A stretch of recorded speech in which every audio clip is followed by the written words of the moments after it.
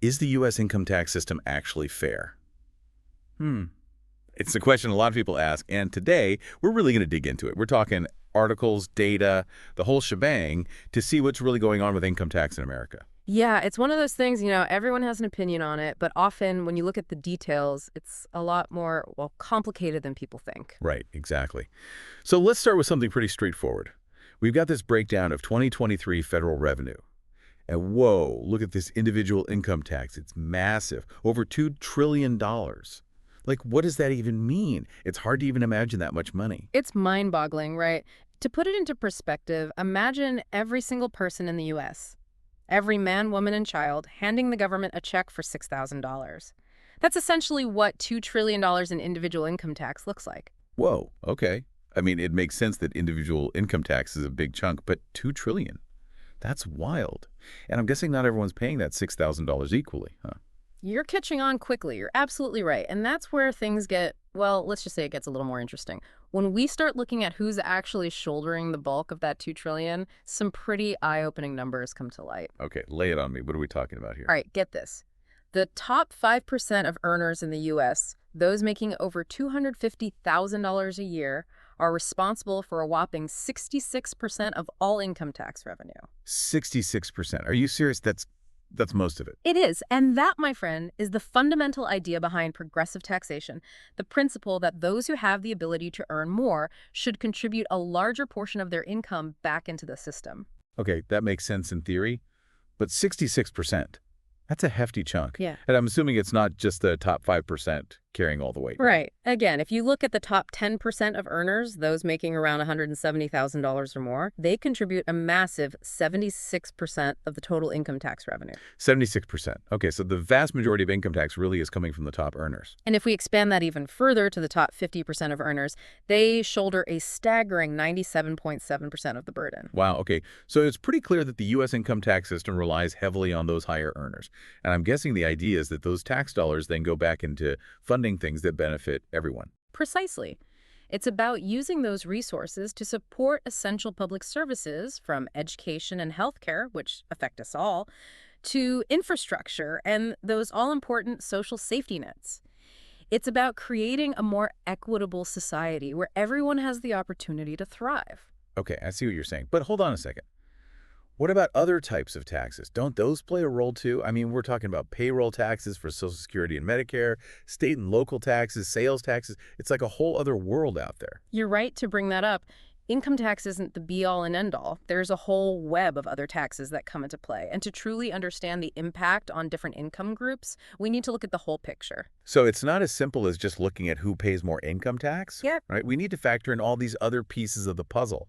Exactly. And that's where things get even more complex and, dare I say, even more fascinating. To really grasp the full impact, we need to delve deeper into how all these different taxes interact. So we've established taxes, they're complicated. Yeah. Like trying to solve one of those giant Sudoku puzzles. Yeah.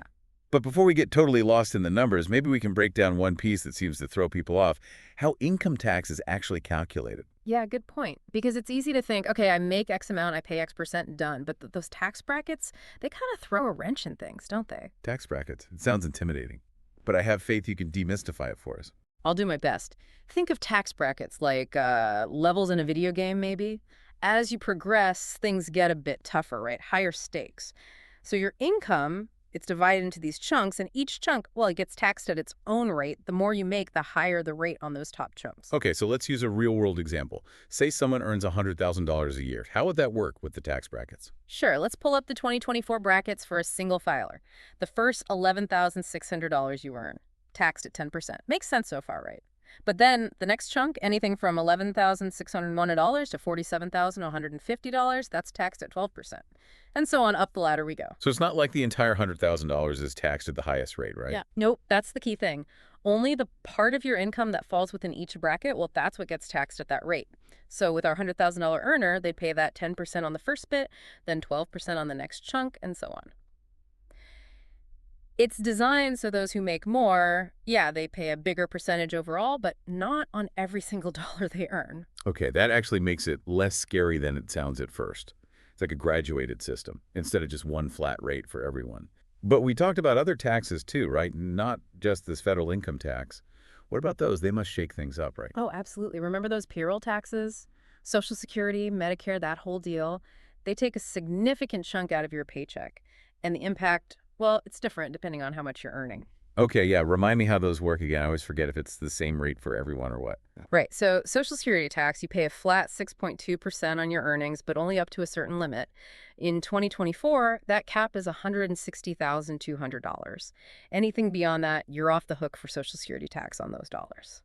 Interesting. So someone making $100,000, they're paying a larger percentage of their income towards Social Security than someone making, say, triple that amount. Exactly. It's proportional, but only up to a point. And then there's Medicare tax. That one's 1.45% on all your earned income. No cap this time. But, and here's the kicker, there's an additional Medicare tax, 0.9% on any earned income above a certain amount.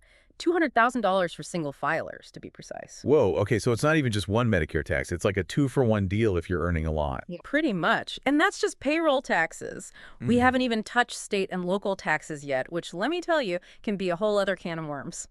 Some states, they're like, income tax, what's that? No income tax at all. But others, they've got their own progressive systems, just like at the federal level. Then there's sales tax, which, let's be honest, can hit those with lower incomes harder since they're spending a bigger percentage of what they make on just the necessities. It's like every time you think you've wrapped your head around it, bam, another layer of complexity. So someone could be living in a state with high income tax, high sales tax, maybe even some crazy local taxes on top of that. They could be paying way more overall, even if they earn the exact same as someone in a state with low taxes. You got it. And don't even get me started on property taxes. Those can vary like crazy, even within the same city. We're talking potentially a huge chunk of change for homeowners, sometimes even more than income tax, depending. Man, we've covered income tax, payroll tax, sales tax, property tax. Dot, my head's spinning. This is why you're the expert, and I'm just trying to keep up. But where do we go from here? We've talked about all these individual pieces, but what about those long-term trends? How do those fit into all of this? You know, it's like we're not really just talking about numbers, are we? It's more about what those numbers tell us about, like the bigger picture, how things are changing, what to watch out for in the future, that kind of thing. You're exactly right. It's about understanding the trends, the patterns that emerge when you zoom out and look at the long view, especially when it comes to something as complex as income tax. And there are definitely some clear trends, particularly with individual income tax, that we should be paying attention to. Yeah, and we've got this line graph, right? It shows how much of the total income tax revenue each income group paid over the past few decades.